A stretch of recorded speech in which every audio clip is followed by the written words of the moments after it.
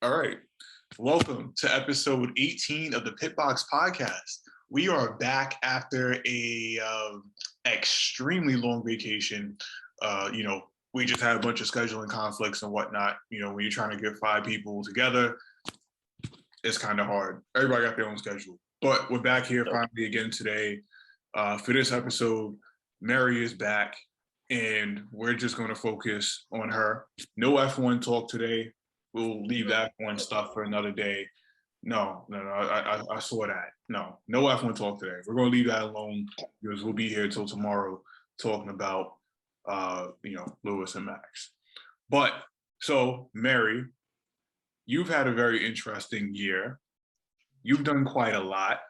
You've made purchases. You've been on podiums. You've joined new teams. It's been lit. Real lit. Oh yeah, extremely lit.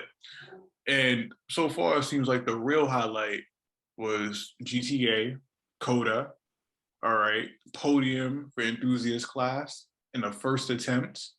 Actually drove the car. Front wheel drive record. Actually drove the car from New York to Texas and then back to New York. The streets wasn't ready. And here we go. So first, we need to hear about your preparation. How did you get ready for such a major event and the first one of this magnitude that you participated in? And then just talk us through it. So as far as the car, it was obviously the first big time attack that I'd done. So I didn't want to change too much on the car because I was comfortable with how it was at the end of last year. But I did add some safety equipment from Stable Energies. I got cons device, I got bucket seat, I got 6-point harness, and a steering wheel with no airbag. And also the from Jackie over at PhD Racing, I got the EVS 4-point bolted roll bar just to have the additional safety equipment. Obviously, I'd be driving harder at a competitive event, so I wanted to make sure that all that stuff was in place first. Definitely made the car less comfortable, less practical, less streetable, but still street legal, still enthusiast class legal because I had to retrofit a rear seat around the roll bar in order to make that work. Upgraded the braking system, did a couple alignment changes, and switched to 220 treadwear tires to stick within class rules. I was on 200 treadwear last year, so that was another change. Upgraded to reverse stagger setup in the car, front wheel drive, wider wheels up front, skinny wheels in the rear to improve rotation, give me more front grip, reduce rear grip. And then as a driver, that was a big, process of preparation because I've never been to COTA, never driven that track before the competition. So I had to learn the track.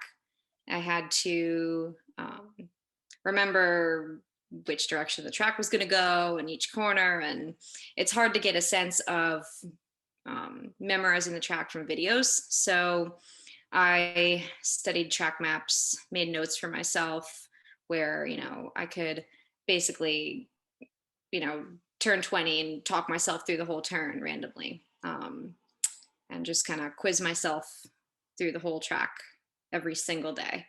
It would take, an hour out of every day and just review it mentally, run through it in my head and quiz myself on each corner. I did probably about 150 laps on my friend's sim in Assetto Corsa, a couple different cars to prepare as well. And that helped a lot with getting accustomed to, hey, this corner's off camber. Hey, this corner has a lot of elevation change. Help with reference points because it's a pretty recent version of COTA that was in Assetto at the time. And lot of hours learning the track and preparing myself as a driver for that, for sure. Would you say that that's probably like the hardest part about going to a new track is learning the track layout, or would you say it's something a little bit more technical when you're behind the wheel that's a little bit harder to grasp? Learning the track layout itself, like, this is a left-hand corner, this is a right-hand corner, this is an increasing radius, this is a decreasing radius, whatever. That part is pretty easy to memorize. But then once Sounds hard. That's why, it's, like just by to the untrained ear, I would say that's what I mean. it's So, tough because you have to be able to run through it in your head and do a lap in your head. okay. In order to feel fully comfortable. But then once you get on the track, that's when you learn, hey, my suspension can handle this curb when the car in Assetto couldn't. And hey, this part of the track has a lot more grip than I thought, or a lot less grip than I thought. Track conditions, obviously, on the day are variable.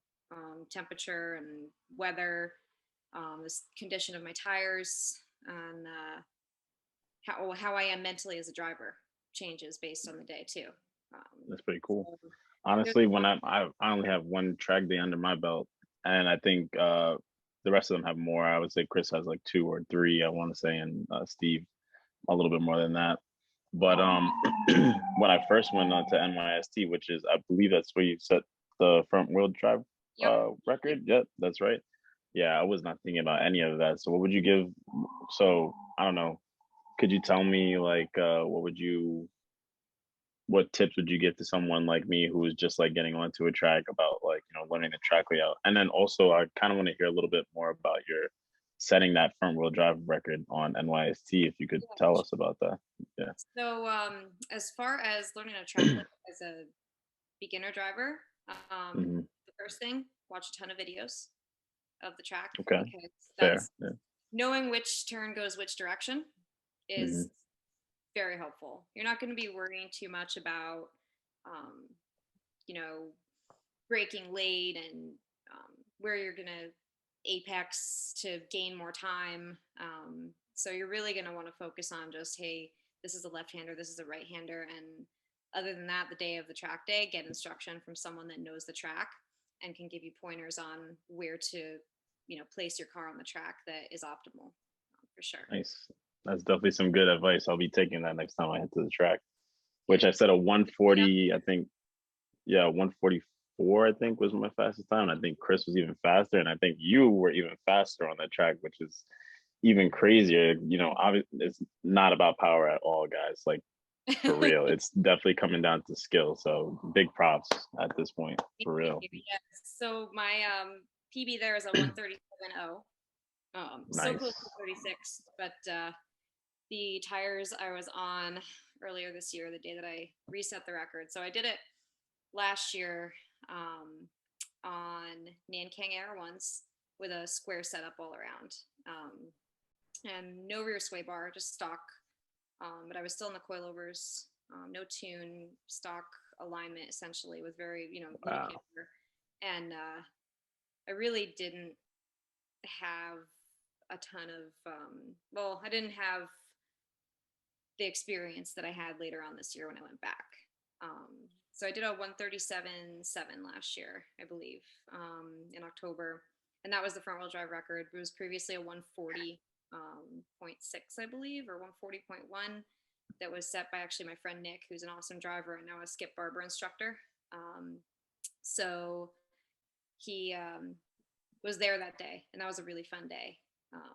We had a blast last fall when I did that, and then I went back this year for fun because I was having trouble with the new setup on the car, and I brought the car home for a little bit from the Midwest so that I could do some practice days, and decided, hey, I'll take it back to NYST for fun. Didn't expect a PB or anything, but I was just out there kind of cruising around and having fun and not thinking about time. And I like looked down at my aim. I'm like, oh, okay. Another like almost a second. So I was pretty happy with that because I just went on like totally like heat cycled out AO52s, Yokohamas that I was competing on at Grid Life, and drove to the track on them and was like, whatever, I'll just do a track day on them and drive home on them and then whatever. So I was pretty happy with that. That's Wish I pretty could go cool. back on some fresh tires and do that again. So when the car's back from the body shop and fixed. That's definitely a goal to get into the 35s, hopefully, because it's definitely hot. Nice. Beast. I guess my quick question would be more so relating to your preparation for COTA. Would you say that on the simulator in Assetto Corsa, if the settings that you have, not only in the actual game itself, but also as far as your car's setup, alignment, and things like that, would you say that those things directly correlate, or if there's some type of, you know, I guess, gray area where you got to put it together, obviously in sim and real life? And if the things do translate into actually being there physically, what aspects do translate? So yeah, that's actually a really good question. I am really bad on the sim. It takes me a lot of time, a lot of laps to get comfortable. It takes me probably 4 or 5 laps or more on the sim. More if someone's watching, because then I get nervous. But to get like comfortable and not spin out no matter what car I'm in, because the dynamics are so different from a real car, especially like you don't have the butt dyno, you don't have like the kinesthetic like feedback from the car, you just have visual, and you can hear the tires and you can hear the revs in the car through the game, through the headset. But so that makes it really different from driving the car if you're used to the feedback in the steering wheel and you're used to the feedback in the seat and the floor and all that. So big disconnect there. But the Assetto did not help me with car setup at all, for sure. I ran it in a CTR, but the only option in Assetto for the CTR at the time was on slicks. So the grip level was not representative. The alignment, I wasn't able to get close to the alignment that I was actually running at COTA. So car wise, I mean, I was in a front wheel drive car. I tried it in a couple different cars. I tried it in a Lotus as well, spun out a lot, like a lot, because I'm not used to rear wheel drive yet. Right. More on that and later. rear mounted too. More on that later. But yeah, so I mean, it didn't help with the car so much, but it definitely helped with learning the track and just reference points and turning points and braking zones, and hey, this is where the apex is, and you know, this seeing the camber on the turns. And but I mean, as far as at certain things in the sim, elevation change, like you do not realize how steep that turn 1 hill is until you're like looking up at it and you're like, that is a really steep hill right there. And it's really far away, the top of the hill. Got it. But, okay. But yeah, definitely step wise, no, it's, you have to. Don't correlate. Yeah, you have to like be able to separate certain things from the sim that are helpful and certain things that are just like not. You have to take away from maybe it. Maybe a motion sim would be slightly better, but maybe still not even to like the real thing. It wouldn't be like as close, you know. If people go pretty crazy with sims, which is really cool. I'd love to have that because especially like during the off season and winter and everything. But you can get it pretty close to reality, but it's still going to be a little bit a disconnect. Understand? Yeah. Right. And I guess also for the entry level track enthusiast, you know, a simple wheel and pedal setup also might be a little bit more attainable. So I guess, you know, the sim, the main benefit from, based on what you said, seems to be more so geographically, like getting a good idea of the track layout, you know, what turn is what turn. Yeah. You kind of get somewhat of an image of elevation, but of course, once you're actually in it, it's a completely different feeling. Okay, so I mean, it's definitely beneficial. It's like before sims were available and you can only watch videos online. This is like the next tier as far as getting as close to the real thing as possible. Exactly. Got it. Racing is like one of the only sports where you can actually get a wheel and pedal setup and it mimics what you're actually doing, unlike most other games. Like you're playing 2K or Madden or FIFA, you know, hitting the buttons on a controller. It's not like throwing the ball, shooting the ball, or kicking the ball into the goal. You know, whereas with Yeah. the sim, you know, even though it's, well, depending on the game, depends on how realistic it is, you're still driving. It always Right. found that to be cool. Right. Motorsports is cool like that, you know. It's accessible in that way. So Right. Yeah, that's true. Oh yeah. So now talk to us about actually getting to COTA. Like, what was you feeling? Uh, like, I know as you're getting close and you see the signs, you're getting excited and you're probably anxious. And yeah, just talk to us about what you were feeling. so one drove my car from New York to, well, first to Houston because my dad lives in Houston. So drove the car down in mid-February and from like 27 hours in the car in the bucket That's seat. a savage. That's a savage thing. Holy. With my tires, you know, that I was gonna race on, and my set of wheels. I drove it down on the 220 treader, the Goodyear Supercar 3s, that were like totally bald because they were my spare set that I was practicing on last year. And that was super sketchy leaving New York at like in like 15-degree weather because we'd just gotten a massive snow and ice storm and driving down in this car that's like liveried out and has a bucket seat in it and a roll bar. It stands out like crazy, and I'm like, oh god, this is gonna be interesting. So definitely got a lot of looks, and so I dropped it off in Houston, left it in my dad's garage, flew home, did a ton of homework on the track that week, and then flew back down, picked up the car, drove from Houston to Austin the morning of the practice day, and it's a really loud car.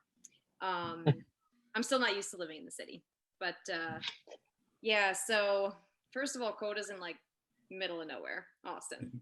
I met up with, I've got a couple of friends that husband and wife that moved down from Maryland to Austin. So I met up with them just beforehand at a gas station right outside of COTA. So we kind of rolled in together and just like super surreal, like one of those pinch me moments.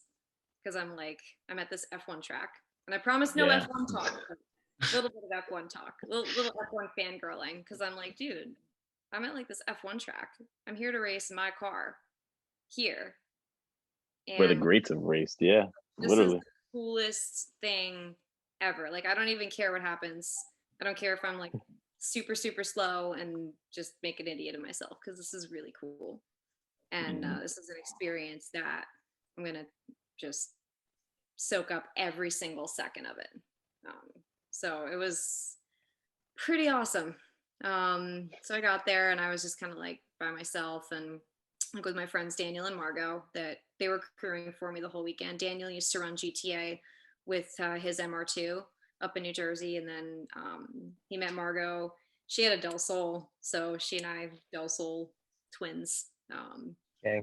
For people that don't know, I have a Del Sol tattooed on my left arm. You want to show the viewers or not? Dang. Leaves, but it's right here. Oh man. No, you know. So, yeah, I mean, they're awesome people, good friends. I was just with them in California actually this past weekend for the Long Beach Grand Prix. So we got there, settled in a garage, and you know, put the Super Lap Battle door cards, like placards on the car, and then I did my practice day, which was just crazy. I was so nervous, and turns out we were in Kimi Räikkönen's garage, the one that he had for the last U.S. Grand Prix. I was Wow. like, Iceman. that was pretty cool. Iceman. But it was just like crazy because I'm like, dude, this is just the coolest thing I've ever done in my life. Surreal, yeah. Absolutely. It was, yeah, it was really fun. So what was your favorite corner on the track or favorite sector? Well, I kind of like the last sector. There's a really, really long right-hander. Like it's like 16, 17, 18, right below the tower. Yeah. And the corners right before that, some couple like really sharp hairpins. I liked that back section. My car felt really slow on the back straight. Felt like I was on the straight for like 10 minutes. But it didn't help that I was like totally stock power. So definitely did not suit my car. But the S's, super, super intimidating, require a ton of commitment. It took me a while to work up the confidence through there in person, because definitely difficult to get the rhythm of those high speed S's. But it was fun. I like that last sector after the straight a lot.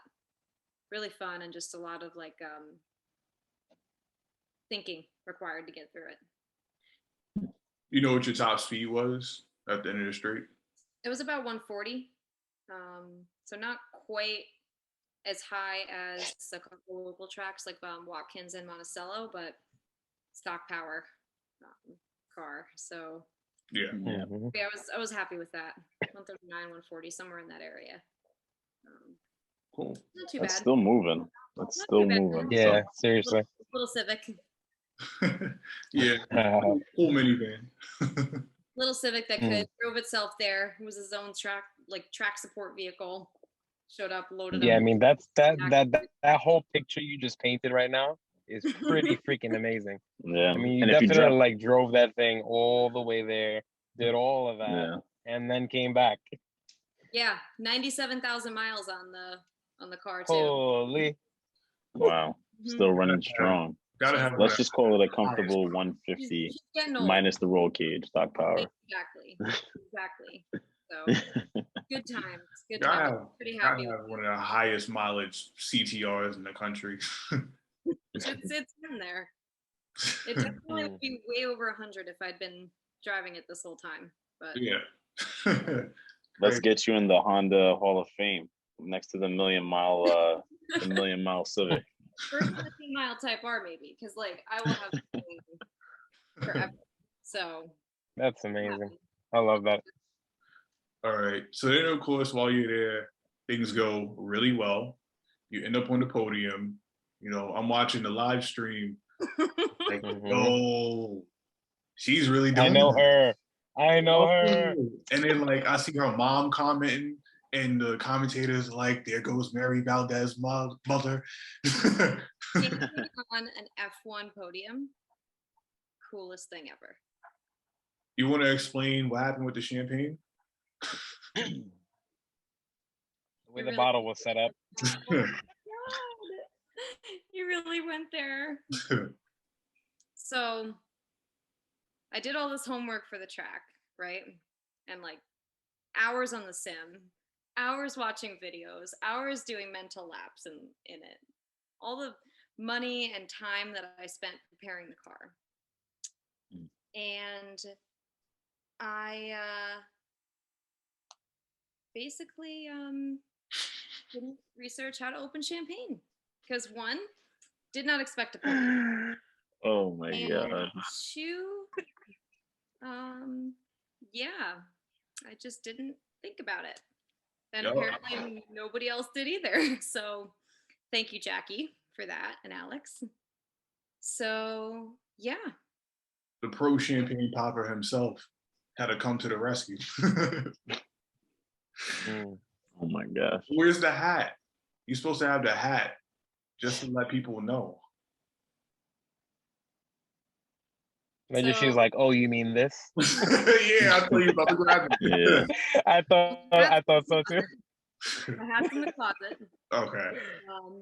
But it was in your car for quite some time. Yes, it was. Yeah. But yeah, that was interesting. And also thank you, John Wheeler, for opening the champagne for me. There we go. Teamwork makes the dream work.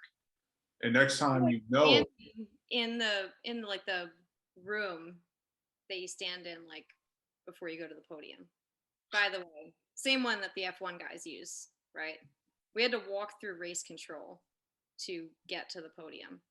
And then we walked back down and I was like, hey, can you like take a picture of me in race control? Because this is the coolest thing ever. So somewhere on my phone. That is pretty cool. The spot where they throw their hats and scream and slam their helmets down after a race.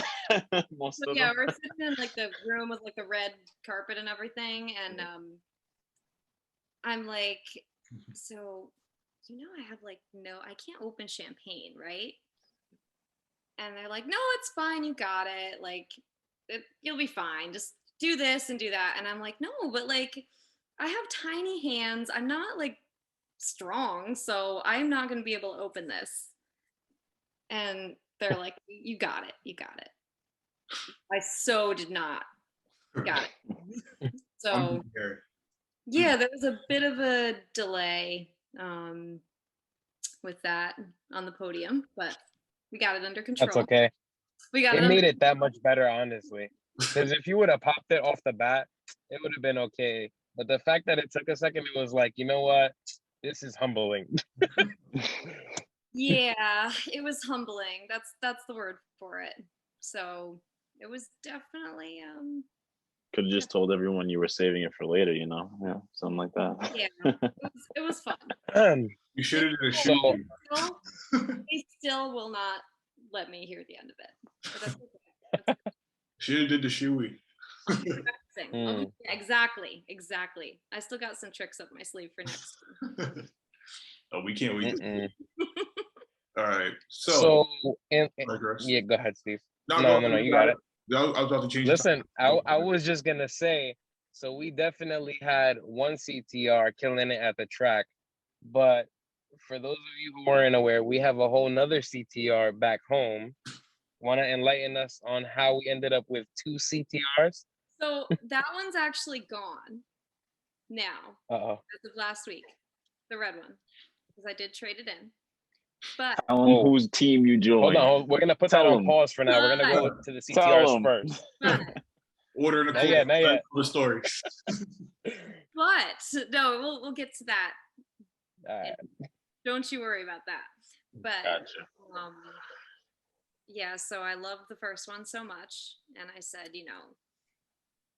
I wanted a daily because I had, an 8th gen Civic, and I'm like, well, I drove it through the winter, and I was good, and I'm like, this car is old, or nothing wrong with the car, but, I want something nicer and newer. So I was looking at a whole bunch of different things like LX, M3. I was even looking at like CTSVs, and I was all over the place. So I'm thinking like I want something practical, something good fuel economy, but also something fun because I cannot drive like a boring car. Agreed. So yeah, I just can't do it. I can't have like a just regular car. So that struggle. So I'm going over in my head, and I'm like, well, the car that makes sense is the CTR. Like, there's no other car that makes more sense than this car because it's practical, gets amazing fuel mileage, and it's super fun and reliable, and I know the car. So I started shopping around and found one and bought it, and that was my daily for a while. Okay. For a while. Did a couple little things to it, right? What'd you do to it? I just did the I mean, we're leading up to the big thing, So of course, listen, I'm doing it right now. You're giddy. That's it. Impressively, that car stayed stock for quite a while. I just did a Betty Club steering wheel to it, and I did a Mugen lib. It almost tasteful. 37s on it. It was this close to having 37s and Swift springs on it. And you know what? Okay. I like this car stock too much for me to like start messing with it. Going too crazy. I'm gonna leave it alone. It makes sense. So how long did you stick with that car for?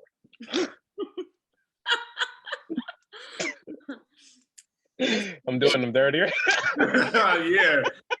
Oh my god. Don't worry, guys. I got you. The buildup is great.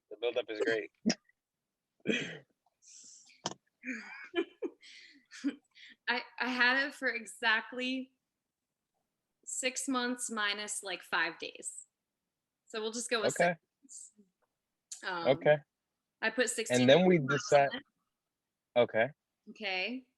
And I was like, the market is crazy right now. I wonder what else I can You smart. get. Mm-hmm. You smart. So. Okay. So we just casually considered replacing the CTR.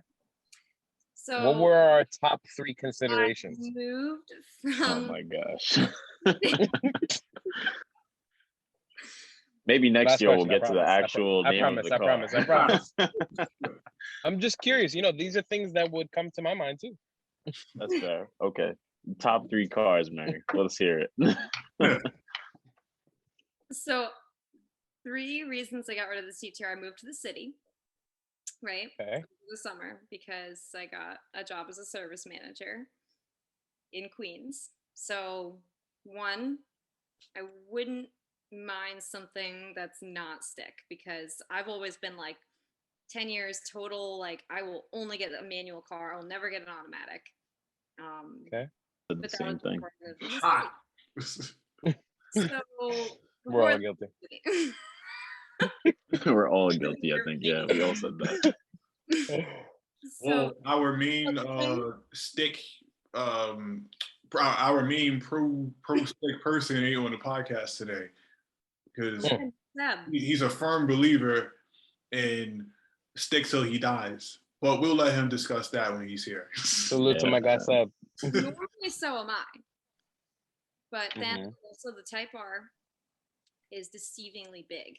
That's why I call it the minivan, because the car is massive. And I learned that parking it on the street in the city, it does not fit in very many small spots. And also it's a Honda, and like at the end of the day, I'm just worried that something's gonna happen to it. And I also just wanted to see what else is out there and if there's any other cars that I would like.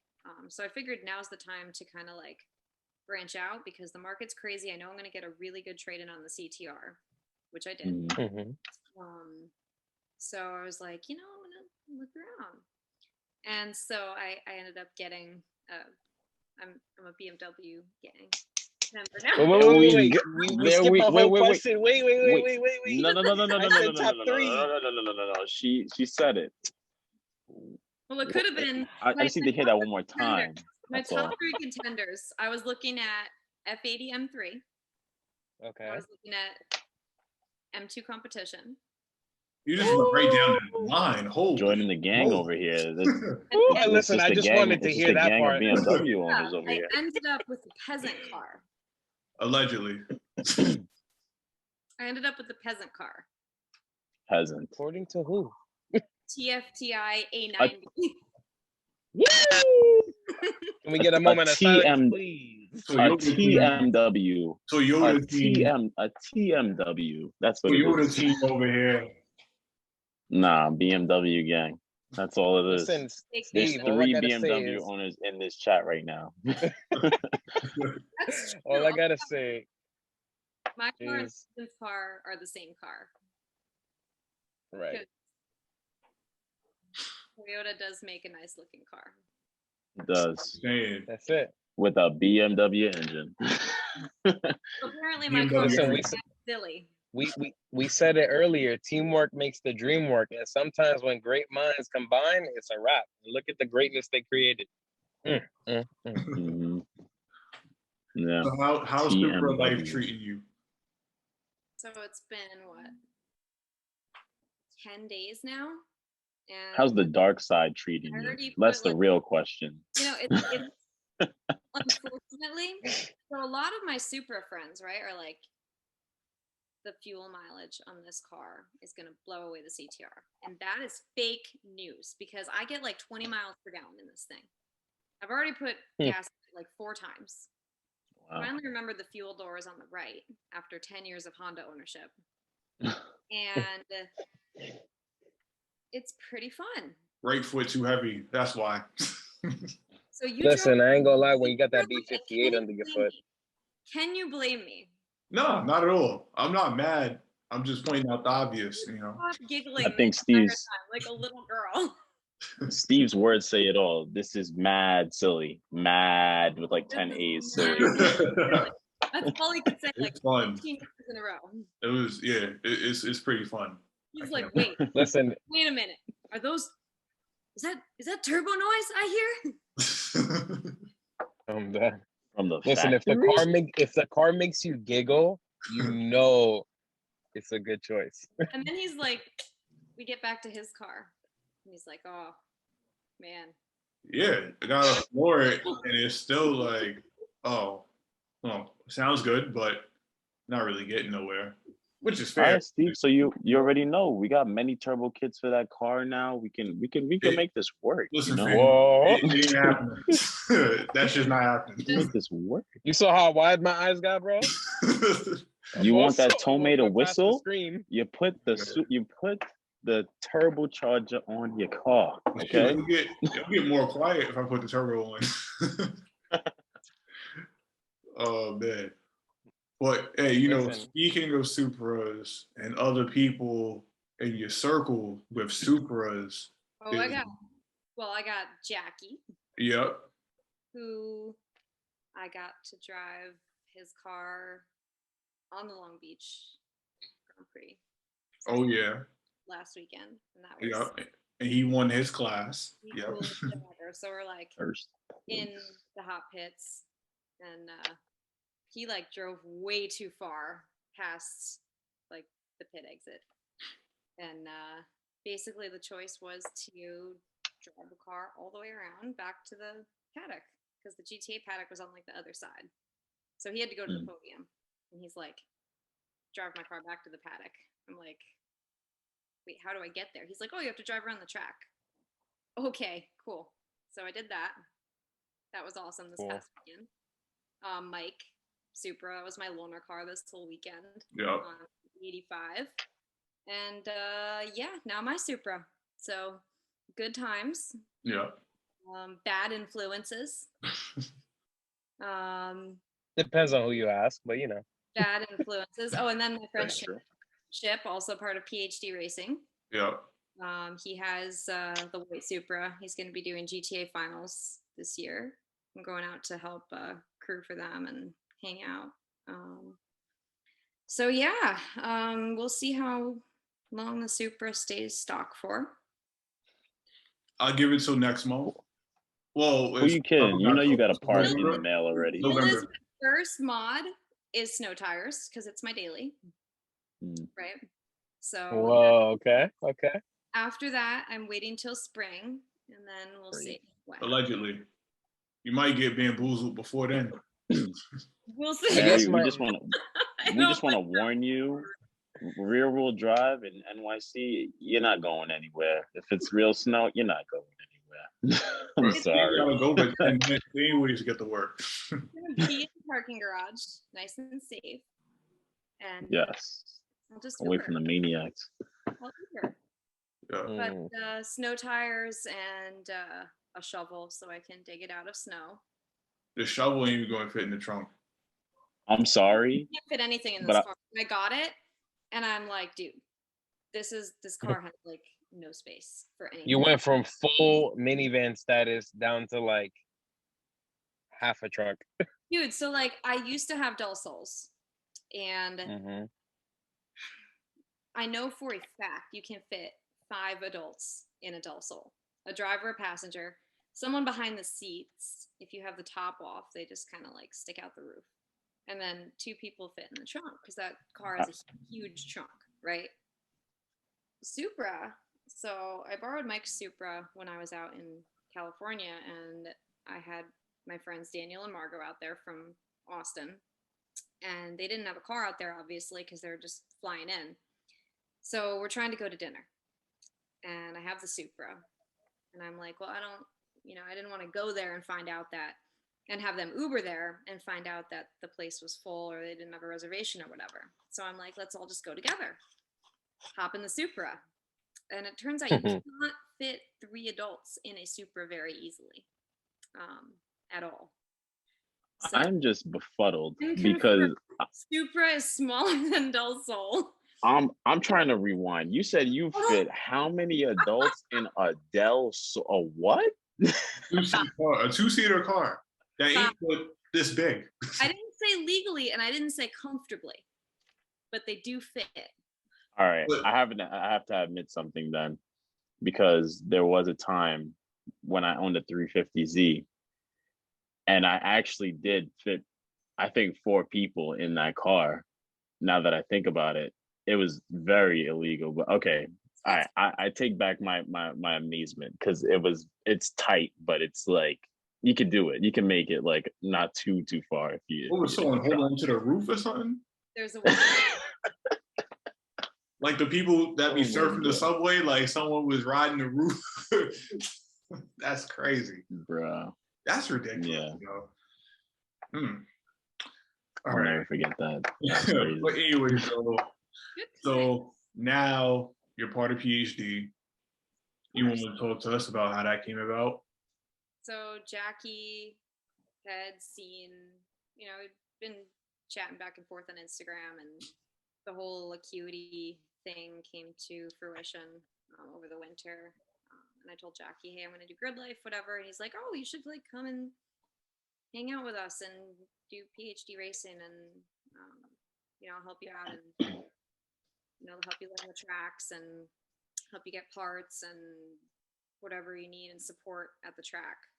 And that's been awesome. I mean, Jackie and Alex are amazing friends and teammates, and they've helped me so much this whole year with getting parts and setup advice and working on the car, because my car was there at PhD for a couple months before I brought it home, and unfortunately crashed it at New Jersey. But we did a couple grid lives together and a couple practice days.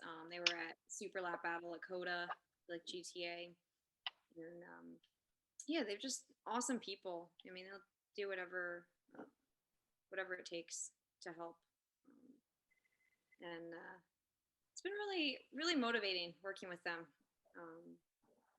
because they just do it because they love it, which is really awesome. Right. Sounds like a solid group, solid backing. Yeah, it's important to have. They want to get more people into Time Attack. That's really what it's about. So, and it shows, because they're very kind and welcoming and encouraging. So, that's really it's important to have high quality people around you. For sure. It definitely influences you and accelerates your progress. Absolutely. And it's nice to have that, support and encouragement, because it makes it a lot easier mentally too. Even just even pep talk before you go out on track, because I get super nervous, and having them to kind of like knock some sense into me helps big time. Yeah. Even though racing, there's like, to the viewers, even though racing at the end of the day, it usually is just one person behind the seat. There is a full team, whether it be in the paddock or off the track altogether, that goes into like actually racing, whether it be putting the car together, getting it on the track, getting the driver ready. It's a big effort. It's not just one person at all, ever. So yeah, that's very important. And it sounds really good that PhD is taking care of you and getting you where you need to be.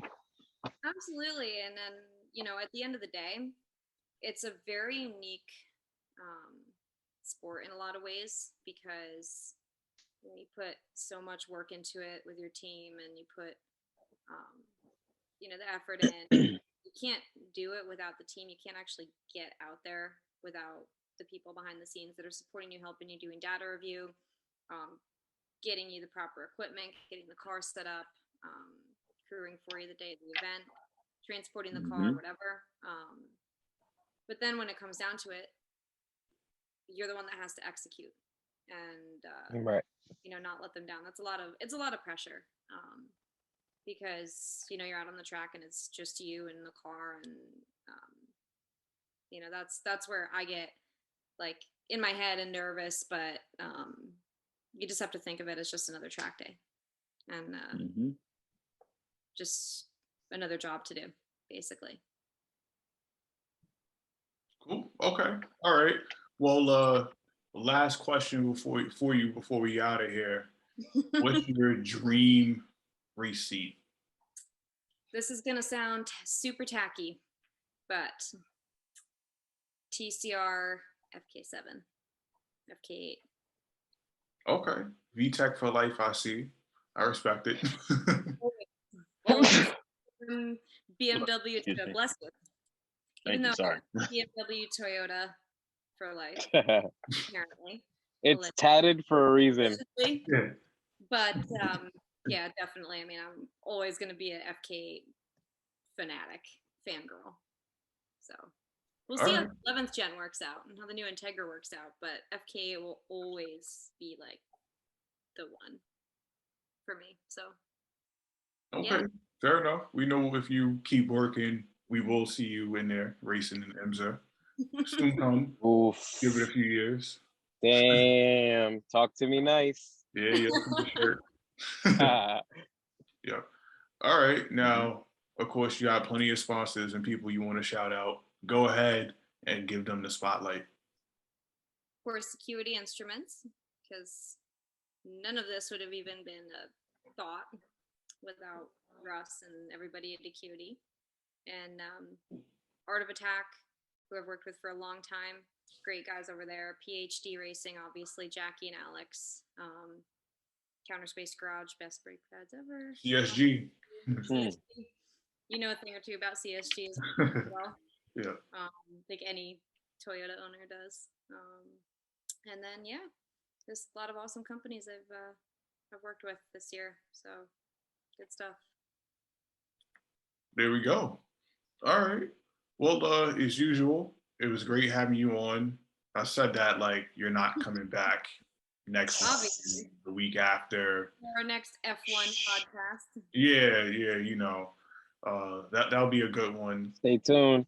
Yep. I don't know if we'll do a season end review or if we'll try and get a race review in. Max wins the championship. Yeah, just like last year. You know, that'd be pretty I'll cool. be wearing my VTech propaganda shirt. Yeah. And I'll have my Ben shirt on just because, you know, we already know who's winning the championship this year. Yes, sir. Patron us. Patron us. Oh no. But you know, thank you guys for listening as usual. Stay tuned for more. You know, we're definitely back. Oh, did we lose Chris in the last 10 seconds? Okay. Well, yeah, we'll be back for more as usual. We'll make sure that the next hiatus won't be such a long one. So long. We're going to get back to pumping it out a bit more frequently. And yeah, thanks again. Stay tuned. Follow us on social media. And we'll talk to you guys soon. Thanks, guys. Peace.